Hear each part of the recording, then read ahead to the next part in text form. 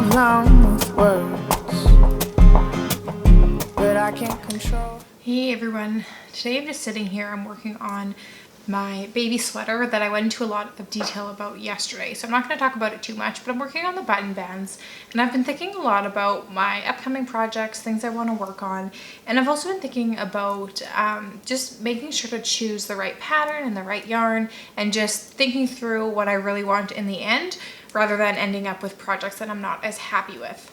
Now, I think this is something that lots of knitters and makers face. There's a process of making it, and there's, I guess, just the materials you put into it, but there's also a sense of really, wanting to be satisfied and happy with what the finished item is. Now, for me, I'm always trying to do things on a low budget. I try not to put too much money, I guess, into knitting and I guess hobbies in general, or at least I try to, keep it in check. However, everything has a cost, and for me, if I'm going to put the time into making something, I do want it to be worthwhile. Otherwise, even if it's a low cost item, if I'm not happy with it, it still kind of feels like a waste. So I have an example of that I've been thinking about, and that is last spring I had ordered some Holskarn Coast, which, let me see, it is the wool cotton blend, and I ordered this marsh color. I came on it during the cone sales, and so it was pretty inexpensive. And when I ordered it, I had a sweater in mind.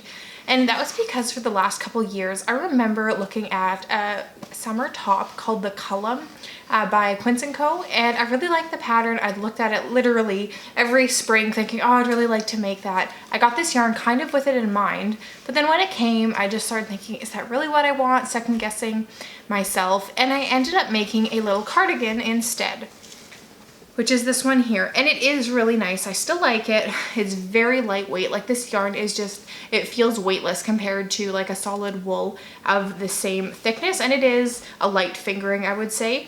But yeah, it's a nice lightweight little cardigan. And I knit it, and I'm, it's fine. But whenever I kind of think about it, I think, oh, I just wish I would have made that top I wanted to make in the first place. So I kind of decided, and I actually bit the bullet and bought the pattern, of which it's not like patterns are super expensive, but when you're doing a lot of knitting, all of those things really add up. And so it's not that the designers aren't worthwhile or deserving of being paid, because they absolutely are. But when it comes to being a consumer of that, you want to make smart and wise choices too. So I'm going to start with what I have left on the cone, and if I need to, I am willing to unravel the sweater to finish it. Now, it is just a top, no sleeves or anything. Like, I think I have to check the picture again. It's like a drop shoulder sort of, but not like a long sleeve. So it won't take a ton of yardage. I'm not sure if this will be enough, so I am going to start with what I have. And it just feels like kind of coming full circle in making the right project for what I wanted. Now, sometimes even if I do put that in, I'm still not happy with my finished object. If you watched my sweater try on a few months ago, I think it was January, I had shown this one here, my Ingle sweater, where I had gotten the pattern I wanted to make it with, and I just wasn't happy with the size. And I had another sweater in that video that I wasn't happy with that I've already ripped out, and I'm going to be ripping this one out too. And I'm undecided whether I should try again with a drapier yarn. This one is fairly stiff, or whether I should just try it exactly as is, because I did pick this combination. I think it is really striking, but maybe since the pattern calls for or appears to be a little bit more drapey, that would be a better choice. But I do have some other projects that I am planning on making, so I thought I'd just kind of go over that with you. I'm always changing my mind. This might not be in the same order, and right now I'm really focusing on just using the yarns that I have here, and I'm lucky to have a pretty good little collection and things to choose from, so I'm just kind of working on that.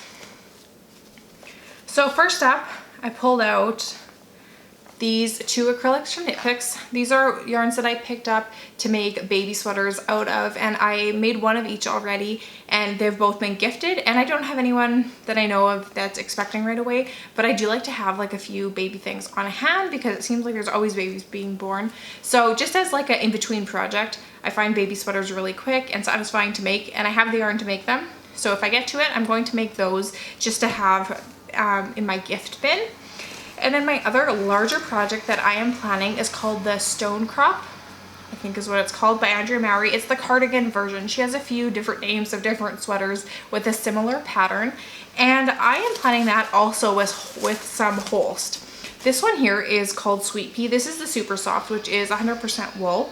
And I had planned on using this. I was thinking maybe something for the kids or for my daughter, but it's just, I think it's a little woolier than she would like. And so I decided I'm just gonna knit something for myself in it. The sweater I'm wearing today is dark water, and it's also using this same yarn by Holst Garn. And I really like it. It's like a really nice in between where it's very thin, but it's also woolly and fairly warm. It's a really nice in between type of sweater, and one I can kind of wear all day rather than being overheated, being inside. But anyways, I'm really enjoying it. So I kind of thought, why don't I use this for it? It's comes on the cone, so I think it's 500 grams. And so this is going to be my main color for that cardigan. And I have a couple options of the color work sections. So I thought I might swatch with them, but maybe if you guys have any opinions, you could let me know. First up, I have some of this super soft in Thistledown. This is another one that I had picked up with a pattern in mind, but this was my first order of super soft when I wasn't sure how it would knit up. Here, I'll hold it like this so you can see the information too.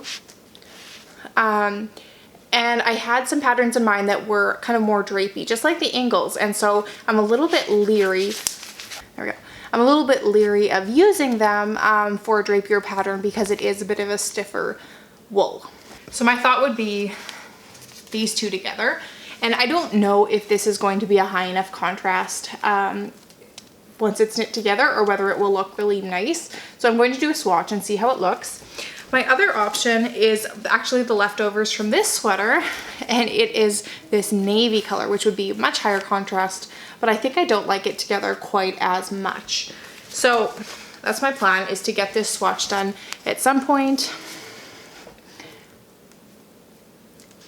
And this pattern is one that it's going to take some more thinking to get things right, and there's just a lot of different changes within the chart of color work and texture, and I think it's going to be a really fun little bit of a challenge, and I'm looking forward to all of that. But yeah, I've got some really fun things coming up.